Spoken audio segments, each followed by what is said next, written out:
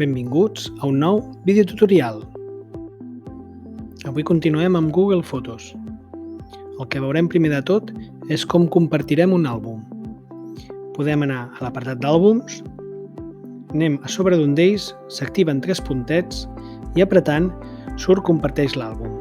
És el mateix procés com si compartíssim una fotografia.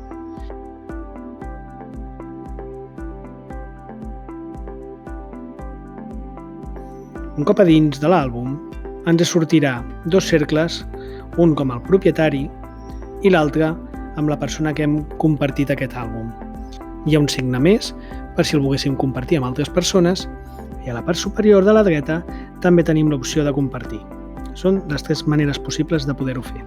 Després, una mica més a l'esquerra, tenim l'opció d'afegir altres fotografies de la nostra galeria o fins i tot de seleccionar des de l'ordinador. Un cop seleccionades fem fet i ja estarà.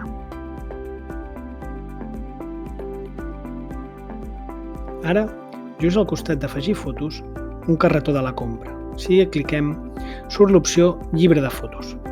És un servei que dona Google, que és per poder realitzar la impressió de llibres fotogràfics estil Hoffman. No és exactament el mateix, però ens pot servir. Aquesta és l'opció directa. Des d'un àlbum creem automàticament el llibre de fotos, sense haver de seleccionar cap tipus de fotografia, en surten predeterminades. Hem observat que surt un avís perquè les fotografies en aquest cas són de baixa qualitat. Es pot imprimir igualment, l'únic que recomanem sempre que siguin de la millor qualitat possible. Ara ho farem amb l'opció directa de llibre de fotos, que tenim a la part esquerra. Som per impressionat teniu els requisits mínims per poder fer la impressió. És un mínim de 20 pàgines. A partir d'aquí, el preu es va incrementant en funció de les pàgines que hi anem afegint, fins a un màxim de 100. Un cop hem apretat a crear un llibre de fotos, anem a la nostra galeria.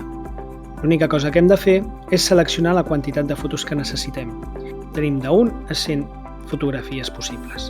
Ell mateix ens les col·loca amb l'ordre que vol. Nosaltres, passant el ratolí per sobre d'elles, podem modificar una mica l'enquadrament, fer un collage. Aquest petit icona que veiem a la dreta significa que ja està dins l'àlbum, però nosaltres ho afegirem igualment. De fet, ara ens avisa que ja està dins del llibre.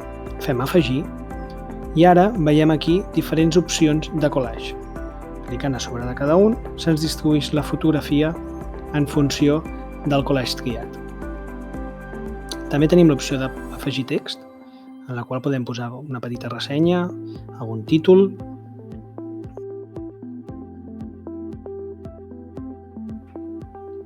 La primera de totes és la portada, en la qual podem posar el títol de l'àlbum. També podem modificar el seu enquadrament.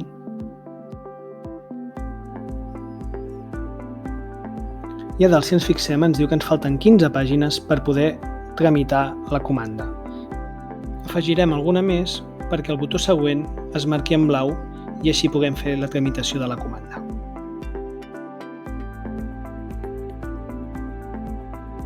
Per últim, si apretem a sobre d'alguna de les imatges, tenim l'opció Retalla. El que fa és augmentar la imatge per fer un enquadre diferent. Un cop l'augment ens sembla bé, amb el ratolí podem arrossegar fins trobar l'enquadrament que desitgem. L'acceptem i el tenim realitzat. Ara farem modificacions per veure el procés una altra vegada. Per últim, tornarem a afegir més imatges perquè el botó següent segueix igual, en gris. Afegim 4 més, a veure si d'aquesta manera tenim les imatges necessàries. Abans de continuar, però, mostrar com canviar l'ordre de les imatges. És tan fàcil com a la part dreta agafar-ne una i arrossegar-la, o a la part central, a la part, diguéssim, de l'edició, podem fer exactament el mateix. La seleccionem i amb el botó del ratolí apretat la podem arrossegar allà on vulguem i automàticament les imatges es mouran. Un cop tenim fet això, ja podem anar a següent. Si us fixeu, està en color blau. Això significa que ja podem tramitar la comanda. Apretem, ens demana quina tipologia de llibre volem, si tapa tova o dura, amb el preu corresponent, i fem selecciona.